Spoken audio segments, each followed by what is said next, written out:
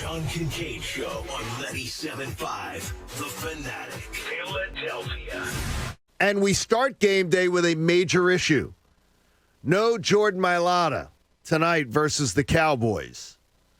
It's my first Eagles-Cowboys game day, and I'm feeling it today. Bob said I would that last week when I'm just not feeling it. Today I'm feeling it.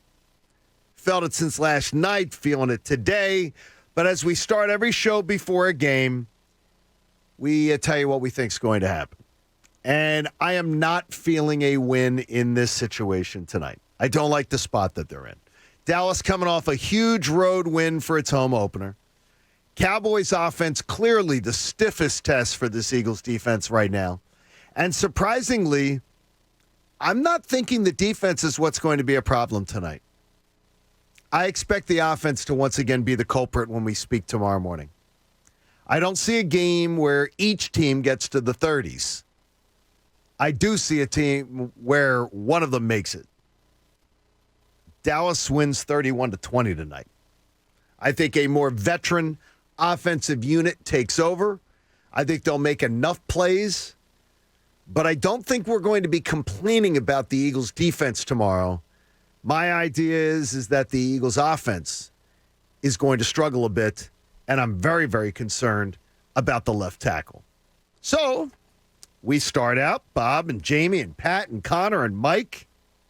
We are in the Coach Eric Camille, John Kincade Show. So, Bob, I say 31-20 Dallas, and I don't want to be a damper, but that's what I'm thinking today. Yeah, and you know, you make a great point, John. It is Dallas's home opener, and they come off a really nice win in Los Angeles, taking that after they started the season in Tampa with another good game. So they've had two good performances, and now they're going to their home opener. So I agree with you. I have it 34-20 Dallas. I think they're going to score some points.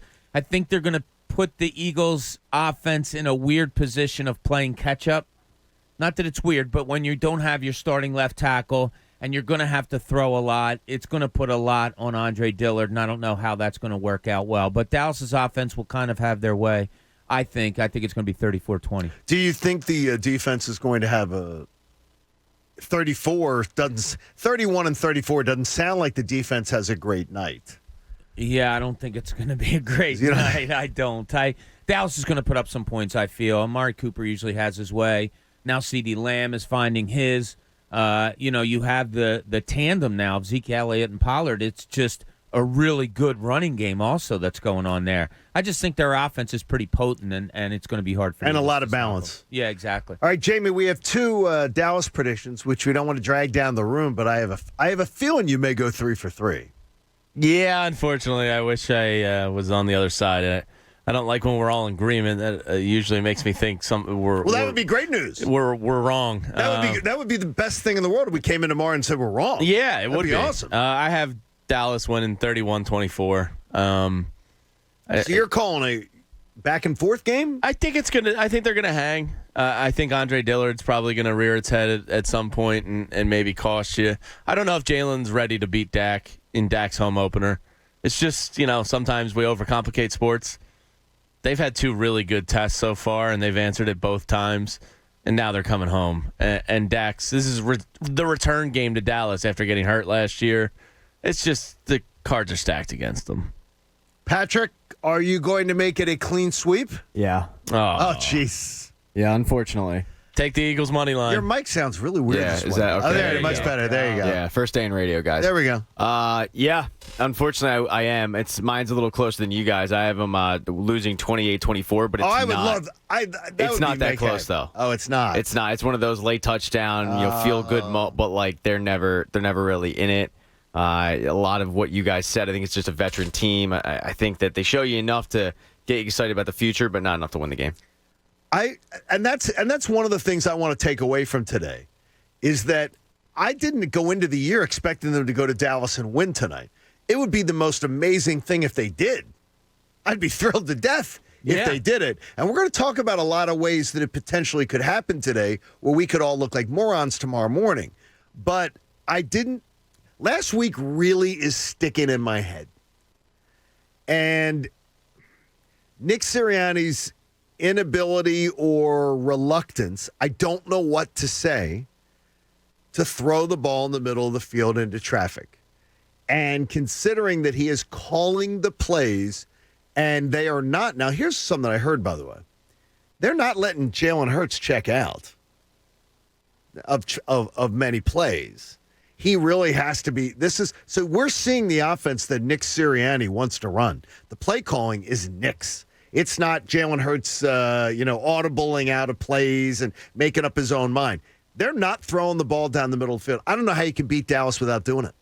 I don't see that you're going to be able to succeed just throwing it outside the hashes. Well, there's not really many teams in the NFL that you could beat if you're taking away a big portion of an offense, right? Correct. I mean, think about it. I don't care if it's the Jacksonville Jaguars. If you have an offense that is solely predicated on outside the hash marks, I mean, it makes it that much easier going into a defensive game plan if you're going against the Philadelphia Eagles. And then, if that is the case, if there is a weakness there, if it's because whatever we said, his arm strength isn't good enough down the middle, guys aren't getting open down the middle, or a case that Jalen Hurts is just too short to get over the line to throw something down the middle.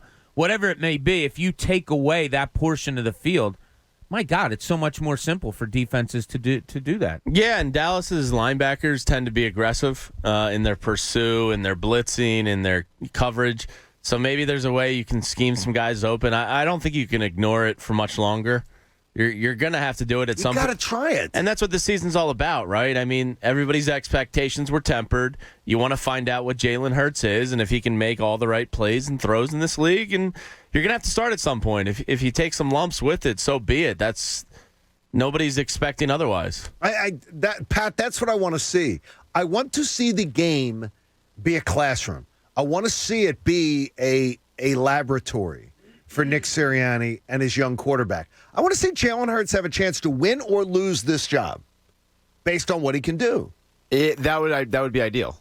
Yes, that's what this year's supposed to be. That's the whole thing, is watching these guys grow, not necessarily worrying about wins and losses, but just watching the progression of the younger players and seeing, okay, is this guy a keeper? Is this guy a building block? Does this guy need to go? I mean, that's the whole... It's nothing to sneeze at, Coach. It's not, and he has a propensity to do that every time I turn my mic on. All allergies are back. No, you say it's out. I think it's a cry for help. I think it's a cry for attention. I think that's what he does. But Look at me. Exactly. But that's... The fact that we don't know 2 games, I expect that. I think this is a big test. This is really his first big test in a stretch of games here where he's going to be going against really, really good teams. Now, the strange thing is I heard numerous callers on the Fanatic this weekend as I'm unpacking boxes. And I'm listening, and numerous callers doing the Jalen Hurts is getting too criticized. People are really nitpicking on Jalen Hurts.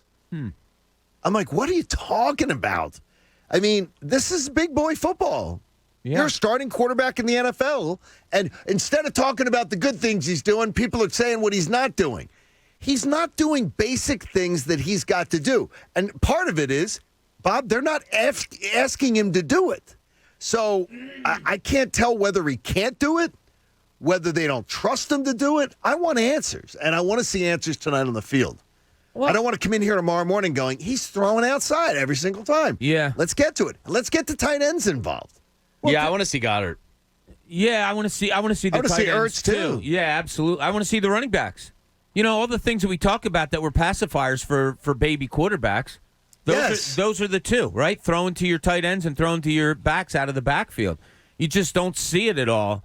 We can nitpick on this. Is what this season is. This is the Jalen Hurts audition, and like it or not, whatever it may be, we'll praise the good throws. We talked about it. His 2 best throws last week were deep balls.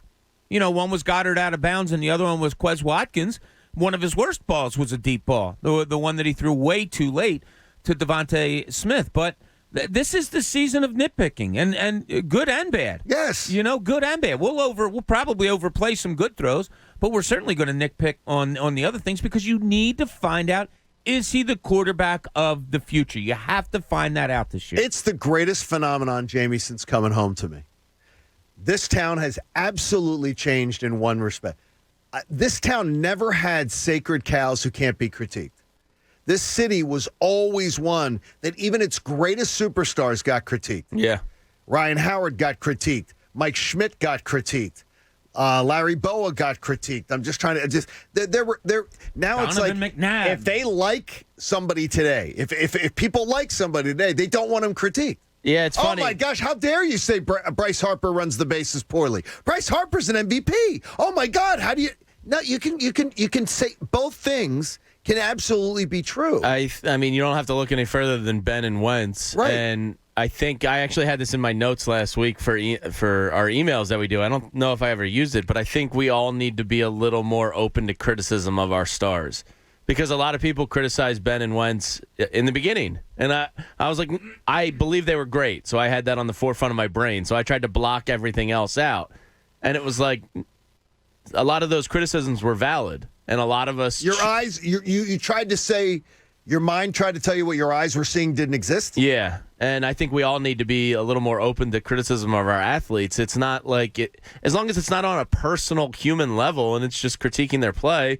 We all have to be open You're not to saying that. That guy's a jerk. Yeah, like I'm not saying he's kicking babies. Right. Just he might not have what it takes to make it in this city. Patrick? I would hope he's not kicking I babies. don't think he is. No, Jamie's right. I think a big part of the change in dynamic of the city, though, is the fact that we've been known for so many years as being the Negadelphians. And, Okay. Eating our young and going and booing McNabb at the draft. So eating them, not kicking them. Yes, obviously. Okay. All right, we're not savages, but we've had this lore about us that we are just, we're like the worst people in the world. So now everybody's trying to be cuddly? We went opposite. Kinda. We went opposite, yeah. And it was like, well, hold the phone. He's the heir apparent. He's the golden boy. And not so much, I don't want to say we consciously did this, but we decided to focus on the positive and the negative, and we went too far with it.